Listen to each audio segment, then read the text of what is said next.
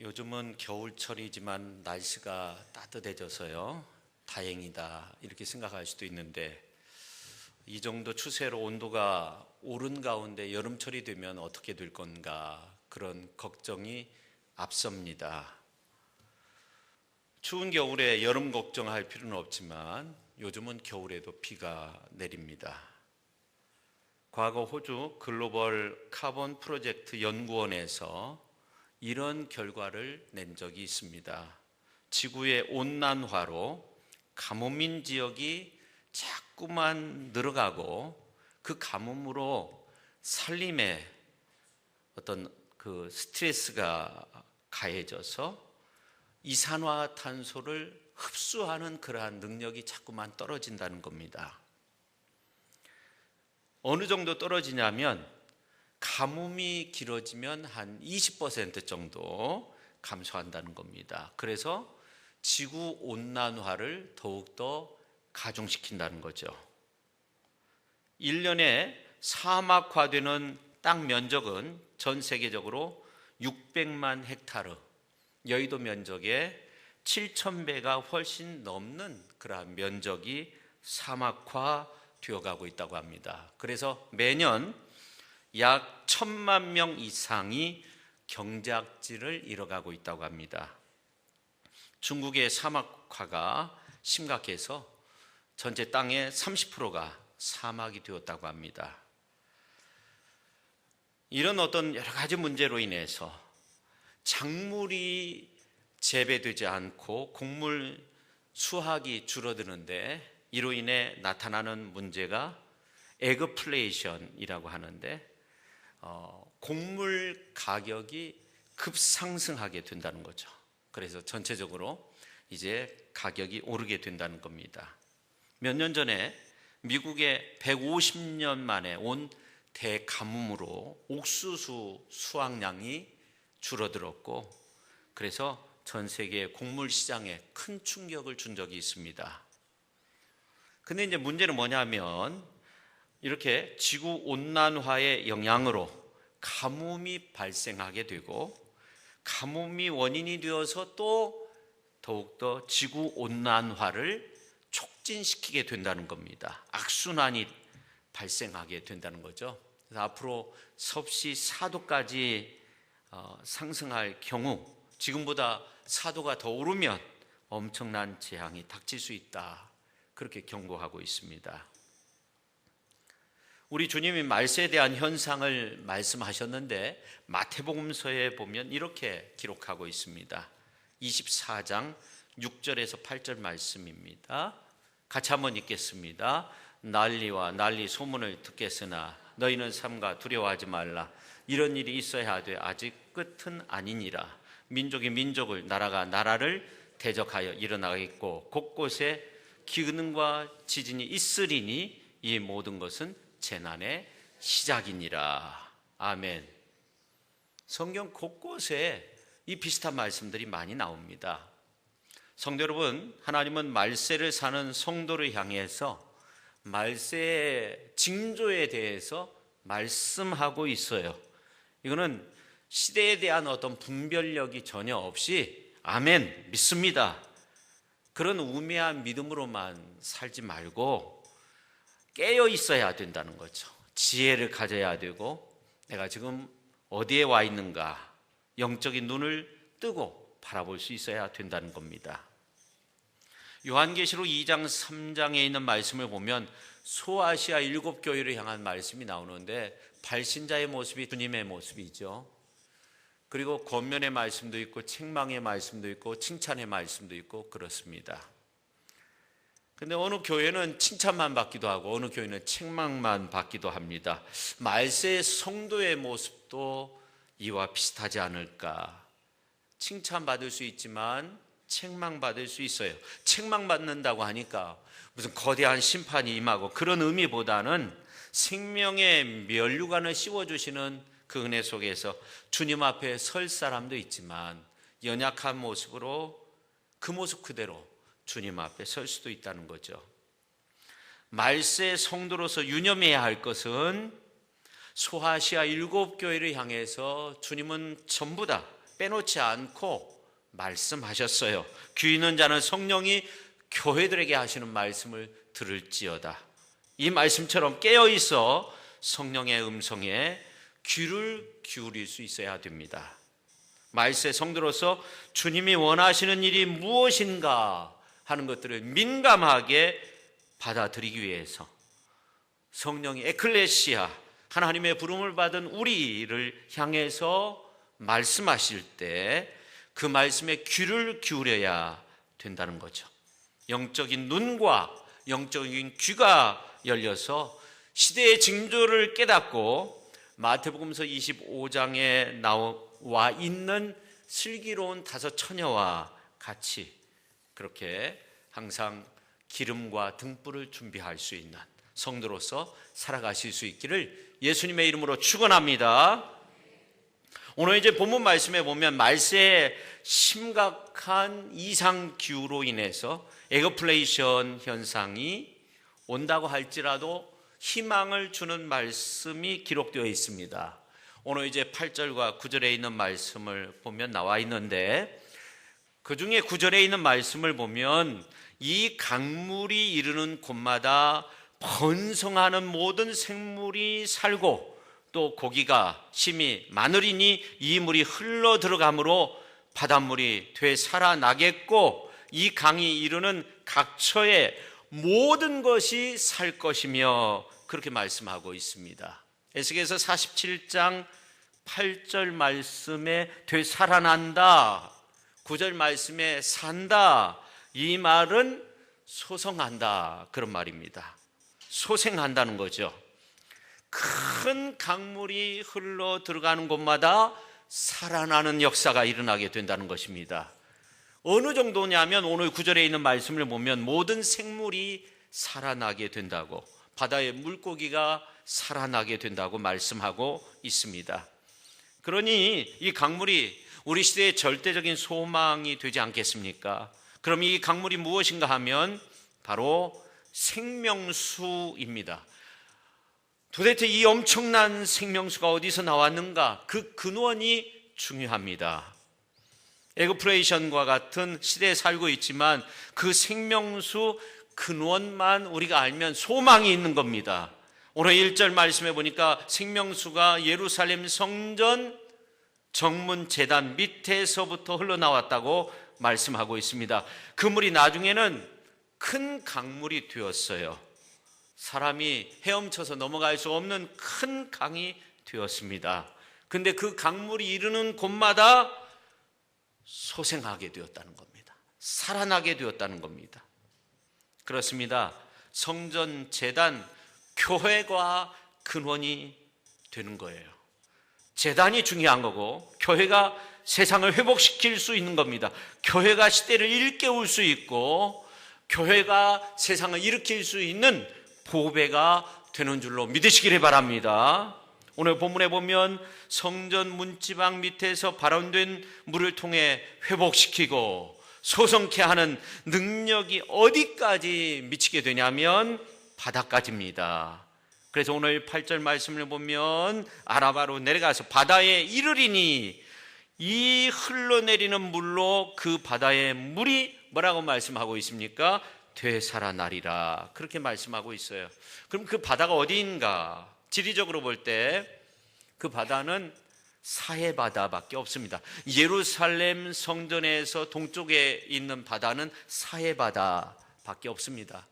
근데 예루살렘에서 사해바다까지는 그렇게 멀지 않습니다. 오늘 이제 본문 말씀으로 볼 때 성전 문지방부터 강까지 이를 때 1,000척을 4번 측량했으니까 미터로 따지면 2.1km 정도 됩니다.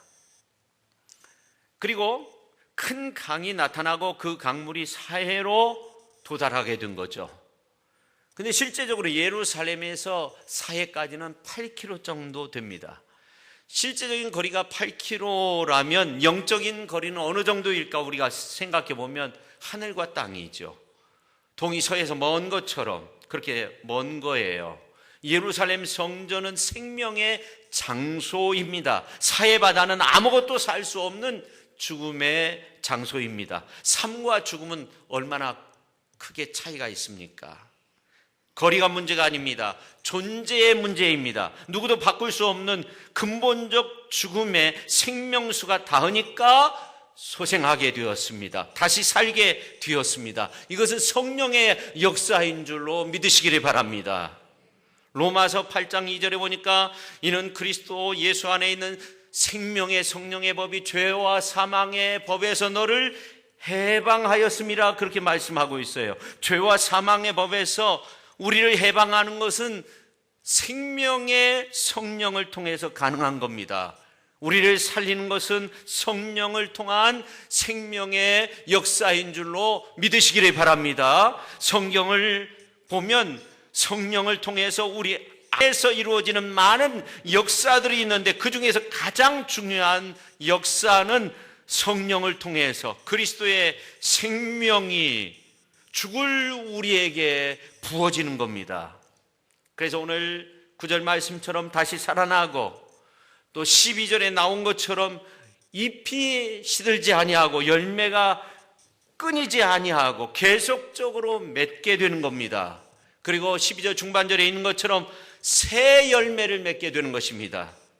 오늘 설주일을 맞이해서 말씀 듣는 이 시간 우리가 에스겔 선지자가 보았던 생명수가 넘치는 은혜가 임할 수 있기를 예수님의 이름으로 축원합니다. 그래서 성령을 통해서 부으시는 소생의 능력을 경험하는 이 시간 될 수 있기를 주님의 이름으로 축원합니다. 첫째, 성령의 역사에는 생명수가 강처럼 넘치게 된다는 겁니다. 성경에 보면 하나님은 이스라엘 민족에게 두 개의 줄을 가지고 나타나십니다. 다림줄과 측량줄입니다. 청량줄이라고도 나오죠. 다림줄은 줄에 추를 달아가지고 수직인가를 재보는 겁니다. 좌로나 우로나 치우치지 않았나, 바르게 서 있는가, 바르게 살고 있는가, 이러한 것들을 재보는 겁니다. 하나님이 천사를 통해서 다림줄을 잡고 나타나시면 하나님은 수직을 재보는 겁니다. 바로 서 있는가, 바로 믿고 있는가, 바로 봉사하고 있는가. 다림줄은 심판의 줄이라고 그렇게 말씀드릴 수가 있습니다. 그런데 측량줄은 다릅니다. 자를 들고 얼만큼 줄 건가를 계산하십니다. 스가랴서 2장에도 보면 측량줄은 축복의 줄로 나옵니다. 스가랴서 2장에 보면 하나님이 예루살렘에 측량줄을 잡고 나타났는데 폐허가 된 예루살렘에 사람들이 몰려들고 가축들이 가득하게 되었습니다. 하나님은 그렇게 된 이유까지 성경에서 말씀하고 있는데 스가랴서 2장 5절에 보면 여호와의 말씀에 내가 불로 둘러싼 성곽이 되며 그 가운데서 영광이 되리라 그렇게 말씀하고 있습니다. 이 말씀의 의미는 이런 겁니다. 바깥으로는 내가 예루살렘의 둘레를 불로 감싸 보호하는 불성벽이 된다는 겁니다. 안으로는 내가 그 안에 살면서 나의 영광을 드러내겠다. 나 주 말이니라. 세번역 성경으로 보면 그렇게 말씀하고 있어요. 하나님은 측량줄로 재는 사면에 불성곽으로서 보호해 주시겠다고 말씀하고 있는 겁니다. 안에서는 하나님의 영광이 드러나도록 역사해 주시겠다고 그렇게 선포하고 있습니다. 이렇게 다림줄과 측량줄이 다 하나님의 손에 들려져 있지만 하나님의 자녀인 우리들은 그 줄을 바꿀 수 있습니다. 믿음의 조상 아브라함과 같은 경우는 하나님이 측량줄만 사용하셔서 하나님께서 아브라함에게 나타나셔서 하신 말씀을 보면 평생 축복의 말씀만 하셨어요. 너는 복의 근원이 될 거다. 너를 축복해 주겠다. 너의 후손을 축복해 주겠다. 계속적으로 그런 말씀만 하셨어요. 아브라함은 순종의 사람이었습니다. 말씀대로 따르는 사람이었기 때문에 그렇습니다. 그러나 사울 왕은 평생 다림줄이 그의 삶에 놓여져 있을 수밖에 없었습니다. 왜냐하면 사울 왕은 순간순간 하나님의 뜻을 저버리고 자행자재하면서 살았던 사람이기 때문에 그렇습니다. 그래서 결국 사울은 말씀을 저버린 가운데 살았습니다. 하나님도 그를 버리셨습니다. 근데 야곱을 보니까 하나님은 다림줄을 들고 오시다가도 측량줄로 바꾸십니다. 줄을 바꾸는 방법이 야곱에게 있었는데 야곱이 하나님 앞에 부르짖어 기도했습니다. 약복강 나루터에서 그렇게 기도했습니다. 기도의 줄을 언제나 붙잡고 있었던 사람이 야곱이었습니다. 여러분, 기도의 줄을 항상 붙잡고 살아가실 수 있기를 바랍니다. 그래서 우리는 기도의 줄을 언제나 놓아서는 안 되고 꼭 붙잡고 하나님 앞에 기도하면서 기도의 줄로 축복의 문을 여시기를 예수님의 이름으로 축원합니다. 근데 재밌는 것은 오늘 이제 3절 이하에 있는 말씀을 보면 에스겔 선지자가 하나님의 천사가 측량줄을 잡고 나타나 동쪽으로 가면서 천척을 측량하고 계속적으로 측량하는데 왜 측량합니까? 이게 무슨 물입니까? 왜 동쪽으로 물이 흐릅니까? 왜 이렇게 저를 향해서 건너라 하십니까? 왜 발목까지 물이 차오릅니까? 허리까지 찹니까? 이 물이 왜 바닥까지 갑니까? 이런 것을 묻지 않았습니다. 왜냐하면 물이 흘러가는 곳을 따라가기도 바쁜 거예요. 문지방 밑에서 물이 흘러나오는데 따라가기도 바쁜 거예요. 성령의 은혜와 축복을 받아 누리기도 바쁜 거죠. 어찌 보면 축복의 현장을 따라가는 것도 바빠야 돼요. 오늘 우리의 삶의 현장이 이러한 하나님의 은혜와 축복으로 가득할 수 있기를 예수님의 이름으로 축원합니다. 하나님은 이렇게 우리를 축복하십니다. 하나님은 이렇게 우리에게 흘러넘치는 은혜와 축복을 주시기를 원하십니다. 성령의 은혜는 바로 그런 겁니다. 믿으시기를 바랍니다. 그런데 저는 그런 생각을 해보았습니다. 우리가 그 자리에 있었다고 하면 좀 묻지 않았을까, 그런 생각을 해봅니다. 특별하잖아요. 그렇죠? 1천척을 쟀을 때 이제 500m 가는 거죠.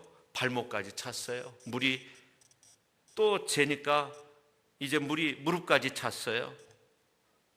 또 중요한 것은 또 바닥면 아닙니까? 예루살렘이 해발 777m 정도 되고 사해가 해발 마이너스 400m 정도 됩니다. 그러니까 이 사해 바다까지, 예루살렘에서 사해 바다까지, 하나님의 성전이 있었던 그곳에서 사해 바다까지는 그 물이 급류로 내려갈 수밖에 없죠. 지리산 계곡과 같은 거예요. 그런데 물이 발목에서까지 차오르고 또 3천척을 잴 때 허리까지 차오르고 4천척일 때 5절 하반절에 있는 말씀을 보면 강이 되었는데 그 물이 가득하여 헤엄칠 만한 물이고 사람이 능히 건너지 못할 강물이 되었어요. 도대체 어느 정도의 물이 있었던 것일까요? 강이 되고 바다가 될 만한 물이라면, 그리고 물이 무릎까지 차오르면 그 물이 또 다른 곳으로 퍼져나가는 거 아닙니까? 여러분, 이러한 성령의 은혜가 우리 속에 나타난다면, 이런 성령의 역사가 우리 안에서 나타난다면, 우리의 심령 위에 나타난다면 얼마나 놀라운 축복과 능력의 역사가 우리의 삶 속에서 이루어지겠습니까? 오늘 우리가 에스겔 47장에 나오는 이러한 기이한 현상들을 종합해 볼 때 결국 오늘 본문 말씀에선 생명수의 특성, 즉 성령의 특성에 대해서 우리에게 말씀해 주고 있는 겁니다. 근데 예수님도 이 성령, 우리가 받을 성령에 대해서 이런 놀라운 말씀을 하신 적이 있습니다. 명절 끝날 곧 큰 날에 예수께서 서서 외쳐 이르시되 누구든지 목마르거든 내게로 와서 마시라. 나를 믿는 자는 성령의 이름과 같이 그 배에서 생수의 강이 흘러나오리라 하시니, 이는 그를 믿는 자들이 받을 성령을 가리켜 말씀하신 것이라. 예수께서 아직 영광을 받지 않으셨으므로 성령이 아직 그들에게 계시지 아니하시더라. 이렇게 예수님은 목마른 자가 있거든 내게 와서 생수를 마셔라고 그렇게 말씀하고 있습니다. 이것은 믿는 사람, 예수님을 믿는 우리가 받을 성령을 가리켜서 말씀하신 거예요. 그 배에서 생수의 강이 흘러나오리라 말씀하고 있습니다. 결국 주님이 말씀하신 성령에 대한 말씀과 오늘 이제 본문 말씀에 나오는 이 성전 보좌로부터 흘러나오는 성전 문지방 밑에서 이제 흘러나오던 그 물이 생수의 강이 되고 그 생수의 강이 바다로 흘러감으로써 바다가 살아나게 되었다는 것입니다. 오늘 우리의 심령이 살아날 수 있다는 것입니다. 오늘 우리의 심령 가운데 놀라운 역사가 일어날 수 있다는 것입니다. 소성하는 역사, 소생케 되는 역사, 되살리는 역사, 능력의 역사, 권능의 역사, 축복의 역사가 우리의 삶 속에 나타날 수 있다는 겁니다. 그런 믿음으로 새해 믿음의 승리의 길을 걷는 저와 여러분 모두가 될 수 있기를 예수님의 이름으로 축원합니다. 자, 그러면 두 번째, 생수의 강이 되는 성령의 특성을 구체적으로 우리가 한번 살펴보면, 첫째, 생수의 강 줄기를 따라가면 갈수록 많아지고 어떻게 돼요? 나중에는 넘치게 되는 것입니다. 오늘 에스겔 선지자가 하나님의 사자를 따라갈 때 따라가면 따라갈수록 차고 넘치는 모습을 볼 수 있습니다. 우리가 성령의 은혜의 빗줄기를 따라가면 따라갈수록 복과 은혜가 넘쳐나게 되는 줄로 믿습니다. 예수 따라가면 따라갈수록 복과 은혜가 넘치는 것입니다. 강물같이 흐르는 기쁜 성령 강림함이라 정결한 마음 영원하도록 주에 거쳐 되겠네. 그 다음에 가사가 어떻게 돼요? 찬송가 182장인데 주님 주시는 참된 평화가 내 마음속에 넘치는 거예요. 후렴은 그렇게 말씀되고 있어요. 주님 주시는 참된 평화가 내 마음속에 넘쳐나는 거예요. 주의 말씀의 거센 풍랑도 잠잠하게 되는 줄로 믿습니다. 여러분, 우리가 주 예수 따라가는 게 축복인 줄로 믿으시기를 바랍니다. 우리가 예수님의 말씀 따라 사는 것이 복이 되는 줄로 믿으시기를 바랍니다. 그 다음에 두 번째, 측량줄을 따라가면 갈수록 세졌다는 거예요. 처음에는 발목만 잠기는 물의 흐름이었어요. 무릎까지 잠겼어요. 허리까지 잠겼어요. 강을 이루었어요. 나중에 창일해서 헤엄칠 수 없게 될 정도의 큰 강이 되었어요. 그래서 오늘 6절에 있는 말씀을 보면 강가로 돌아가게 하셨어요. 돌아서 가도록 했어요. 성령 충만한 이란 우리의 모습과도 비슷한 거예요. 성령 충만은 내 마음대로 내가 모든 것들을 결정하고 그렇게 사는 것이 아닙니다. 성령께서 나를 지배해 주시는 가운데 성령의 은혜 속에서 내가 사는 겁니다. 그러므로 우리들도 성령 하나님을 따라가야 돼요. 그러면 어떻게 돼요? 따라가면 갈수록 은혜의 강수가 더욱더 많아지게 되는 것입니다. 그럼 어디에 있든지 어디를 가든지 축복의 물줄기는 당연히 따라오게 되는 것입니다. 여러분, 시편 1편 3절에 있는 말씀을 보면 그는 시냇가에 심은 나무가 철을 따라 열매를 맺으며 그 잎사귀가 마르지 아니함 같으니 그가 하는 모든 일이 뭐라고 말씀하고 있어요? 다 형통하리로다. 할렐루야. 여기에 시냇가는 범람천도 아닙니다. 먼 곳에서 다량의 물이 흘러서 그냥 지나치는 그런 강도 아닙니다. 주님이 인도하시는 시냇가, 주님이 마련하신 시냇가, 히브리 말로 펠레크로서 하나님이 내신 강, 그 강은 하나님의 성전 문에서부터 흐르는 강입니다. 그래서 하나님이 측량줄을 잡고 동쪽으로 직접 길을 내신 강입니다. 처음에는 작은 강이었습니다. 나중에는 물이 가득해서 사람이 건널 수 없는 강이 되었습니다. 우리가 하나님의 음성을 들으면 들을수록, 우리가 성령의 세미한 음성을 들으면 들을수록, 하나님의 말씀 안에서 살면 살수록 축복의 생명의 강수를 더욱더 크게, 깊게, 세게 경험하고 그 가운데서 은혜롭게 살아가는 축복의 삶의 주인공들이 다 되는 줄로 믿으시기를 바랍니다. 그 찬송가 302장에 보면 내 주 하나님 넓고 큰 은혜는 저 큰 바다보다 깊다. 너 그 닷줄을 끌어 깊은 데로 저 한가운데 가보라. 언덕을 떠나서 창파에 뱉디어 내 주 예수 은혜의 바다로 내 마음껏 저어가라. 할렐루야. 여러분, 축복의 측량줄만 따라가시기를 바랍니다. 더 깊은 은혜를 체험하며 살아가시기를 바랍니다. 더 깊은 은혜와 말씀과 기도와 영광된 모습 속에서 살아가실 수 있기를 예수님의 이름으로 축원합니다. 세 번째, 성령의 역사 속에 나타난 생명수는 소성케 한다는, 라파케 한다는 거예요. 4대강 사업 이후에 나타난 녹조 현상 때문에 국민들이 완전히 패닉에 빠져 있죠. 녹조인 아나베나는 독성을 가지고 있는데 식수원에도 나타나는 것이 큰 문제입니다. 근데 강에는 녹조가 나타나는데 바다로 그 녹조가 흘러가면 바다는 적조가 나타납니다. 그래서 비가 오면 녹조는 약해지는데 바다의 적조가 강해집니다. 비가 안 오면 녹조가 심해집니다. 바다의 적조는 약해집니다. 악순환이 계속되고 있습니다. 인간이 만든 잘못으로 이렇게 되었습니다. 그런데 그 어떤 경우도 녹조나 적조가 없는 곳이 있습니다. 사해 바다입니다. 염분의 농도가 바닷물보다 8배나 짭니다. 온도는 30도 정도 됩니다. 그러니까 사해 바다에서는 그 어떤 물고기도 살 수 없습니다. 그런데 성전 문지방에서 시작된 생수가 어디로 흘렀습니다. 그 목적지가 어디입니까? 동쪽으로 흘러서 사해로 흘러 들어간 겁니다. 그러니까 오늘 본문 말씀을 보면 그냥 생명 강수가 높은 지대 예루살렘에서 그냥 낮은 데로 아무 데로나 간 것이 아닙니다. 목적이 있었다는 거죠. 예수님이 길이요 진리요 생명인데 예수님이 생명수 샘물을 주신다고 하였는데 한가하게 목적 없이 거라사 지방으로 가신 것이 아닙니다. 목적 있는 가운데 거라사로 가서 병든 자를 치유해 주었습니다. 목적 없이 배 타고 유람 가셨다가 풍랑과 파도를 잔잔케 하신 것이 아닙니다. 목적 없이 혼인잔치집에 가셨다가 물로 포도주를 만드신 것이 아닙니다. 목적 있이 가신 겁니다. 그래서 성경에 보면 요한복음서 2장 11절에 이렇게 말씀하고 있어요. 요한복음은 이러한 놀라운 이적과 기적을 표적이라고 그렇게 말씀하고 있어요. 예수께서 이 첫 표적을 갈릴리 가나에서 행하여 그의 영광을 나타내시며 제자들이 그를 믿으니라 그렇게 말씀하고 있습니다. 이렇게 예수께서 물로 포도주를 만든 목적은 제자들을 믿도록 하기 위해서 초창기에 맨 처음 이런 놀라운 기적을 베푸셨습니다. 표적을 베푸신 겁니다.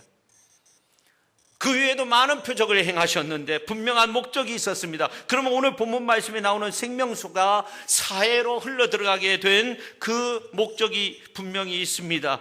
표적이 나타났습니다. 그것은 무엇입니까? 오늘 8절에 보니까 바다의 물이 되살아났다고 그렇게 말씀하고 있습니다. 9절에 있는 말씀을 보니까 강물이 닿는 곳마다 모든 생물이 살게 되었다고 그렇게 말씀하고 있습니다. 12절에 있는 말씀을 보니까 각종 먹을 과실나무가 자라서 그 잎이 시들지도 않고 열매가 끊이지도 않고 달마다 새 열매를 맺게 되었다고 그렇게 말씀하고 있습니다. 어떤 표적입니까? 주님이 본질을 바꾸셨어요. 사해 바다는 생명이 존재할 수 없는 그런 바다인데 격리된 분리된 그런 가운데서 있는 바다였는데 완전히 변화시킨 거죠. 생명 없는 바다를 생명 있게 만드신다는 것을 보여주고 있는 거죠. 세상도 마찬가지입니다. 생명 없는 죽음의 장소였습니다. 그러나 생명수가 함으로써 생명수가 섞임으로써 살려내는 거예요. 이렇게 생명수가 죽음의 바다를 향해서 쏟아져 내려왔듯이 예수님도 높고 높은 하늘 보좌를 버리고 이 땅에 오셨습니다. 예수님 가는 곳곳마다 심지어 발이 닿는 곳곳마다 어떤 경우는 의복이 닿는 그곳에서도 치유의 역사가 일어났습니다. 그래서 성경에 보면 12의 혈루병을 앓던 여인의 손이 예수님의 옷자락만 닿았는데도 혈루의 근원이 말랐다. 질병이 치유함을 받았다. 다시 살아나게 된 겁니다. 예수님은 여호와 라파 치유의 하나님이 되시는 줄로 믿습니다. 예수님은 우리의 연약함을 강하게 하시는 하나님이 되시는 줄로 믿으시기를 바랍니다. 어떤 아픔도 마음의 슬픔, 절망 이러한 모든 것들을 다 치료하십니다. 우리의 연약함을 치유하시는 그 예수님의 은혜 속에서 치유의 역사, 성령의 도우심 가운데 치유의 역사를 경험할 수 있기를 예수님의 이름으로 축원합니다. 로마서 8장 11절 말씀을 보십시오. 우리가 같이 한번 읽겠습니다. 예수를 죽은 자 가운데서 살리신 이의 영이 너희 안에 거하시며 그리스도 예수를 죽은 자 가운데서 살리신 이가 너희 안에 거하신 그의 영으로 말미암아 너희 죽을 몸도 살리시리라. 할렐루야. 놀라운 말씀입니다. 그리스도 예수를 죽은 자 가운데서 살리신 하나님이 너희 안에 거하시는 그의 영으로, 예수 그리스도의 영으로, 성령으로 말미암아 우리 죽을 몸도 살리신다고 그렇게 말씀하고 있습니다. 성도 여러분, 오늘 에스겔서 47장에 나오는 생명수하고 요한계시록 22장에 나오는 생명수하고 놀랍게 거의 같습니다. 예수님이 사복음서에 보면 예를 들어서 오병이어의 기적을 행하시면 사복음서에 다 기록이 되어져 있습니다. 근데 복음서마다 이제 강조점이 다르기 때문에 그것을 비교하면 오병이어의 기적이 이렇게 해서 일어났구나, 예수님이 이런 일을 행하셨구나, 어린아이가 이렇게 오병이어를 바쳤구나, 이렇게 축복의 기도를 했구나, 이러한 것들을 잘 알 수 있습니다. 세세하게 알 수 있습니다. 마찬가지로 오늘 에스겔서 47장의 말씀과 요한계시록 22장에 나오는 생명수는 같습니다. 그런데 비교해 보면 더욱더 자세한 모습을 우리가 밝혀낼 수 있습니다. 두 군데 다 생명수로 살게 만드는, 목마르지 않게 하는 것이라고 그렇게 말씀하고 있습니다. 그리고 에스겔서 47장 12절에 보면 열매가 끊이지 아니하고 달마다 새 열매를 맺는다고 그렇게 말씀하고 있습니다. 근데 요한계시록 22장 2절에 보면 12가지 열매를 맺되 달마다 그 열매를 맺는다, 그렇게 말씀하고 있습니다. 근데 에스겔서 47장에 기록하지 않은 말씀이 있습니다. 그것은 생명수, 물의 수질입니다. 그 정도의 물이 어떤 상태에 있었는가 하는 거죠. 그 생명수가 어떤 상태에 있었는가, 어느 정도 수질인가 하는 거죠. 그런데 놀라운 것은 요한계시록 22장에는 나옵니다. 2010년도 광저우 아시아올림픽 개막식에서 지상 최대 수상 오페라를 연출한 적이 있죠. 멋진 그런 장관이 펼쳐졌습니다. 분수쇼가 이루어지고 그 다음에 거기에서 멋진 공연이 이루어졌습니다. 근데 사실 그 물이 깨끗하지는 않았다는 거예요. 그 사실을 알고 난 다음에 그런 영상을 보면 거기에서 있는 사람들 물 위를 걷는 모습도 연출하기도 하고 그랬는데 좀 걱정이 되죠. 그렇습니다. 이 생명수의 능력은 물에 맞기에 있는 겁니다. 성도 여러분, 우리 인생의 실상은 죽음의 흙탕물 속에서 허우적거리고 있는 그런 인생입니다. 결국은 후패하게 되어 있습니다. 여러분, 집에서 물고기 기르십니까? 저희는 물고기를 이렇게 기르는데 잉어도 기르고 또 함께 거북이도 그렇게 잘 크고 있습니다. 근데 때로는 이제 밥을 많이 주잖아요. 먹는 밥인대로 많이 주면 물고기가 죽어요. 왜냐하면 먹이가 남아가지고 물을 탁하게 만드는 거예요. 맑은 물을 또 넣어주면 다시 살아나요. 막 다 죽은 물고기가 살아나기도 해요. 오늘 우리가 죄악의 탕류에 있다면 예수 그리스도의 보혈로 생명수로 씻김을 받아야 될 줄로 믿습니다. 그래야만이 사는 거예요. 요한계시록 22장 1절 2절 말씀을 보세요. 또 그가 수정같이 맑은 생명수의 강을 내게 보이니 하나님과 및 어린 양의 보호자로부터 나와서, 어린 양의 보호자로부터 나왔다고 그렇게 말씀하고 있어요. 길 가운데로 흐르더라.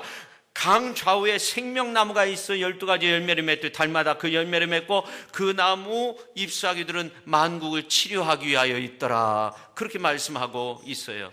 예수님의 보혈이 죄악의 탕류를 다 씻어 주시는 줄로 믿습니다. 주홍 같은 우리의 모든 죄가 예수 그리스도의 보혈을 통해서 이제 눈같이 휘어지게 되는 것입니다. 주님의 말씀을 들어보십시오. 이사야서 1장 18절에 있는 말씀을 보면 여호와께서 말씀하시되 오라 우리가 서로 변론하자. 너희 죄가 주홍 같을지라도 눈과 같이 이어질 것이요 진홍같이 붉을지라도 양털같이 희게 되리라고 말씀하고 있습니다. 주님의 보혈은 수정보다 맑게 우리의 모든 죄를 씻어주십니다. 우리를 새롭게 하십니다. 오늘 이 순간 그런 은혜가 임할 수 있기를 바랍니다. 지금 성령 생명수로 정결케 되고 씻고 아주 깨끗하게 될 수 있기를 예수님의 이름으로 축원합니다. 이제 말씀을 마치고자 합니다. 보혈의 능력을 강조한 히브리서 기자는 히브리서 말씀을 통해 이런 놀라운 말씀을 선포한 적이 있습니다. 히브리서 10장 22절 말씀인데 우리가 마음에 뿌림을 받아 악한 양심으로부터 벗어나고 몸은 맑은 물로 씻음을 받았으니 참마음과 온전한 믿음으로 하나님께 나아가자.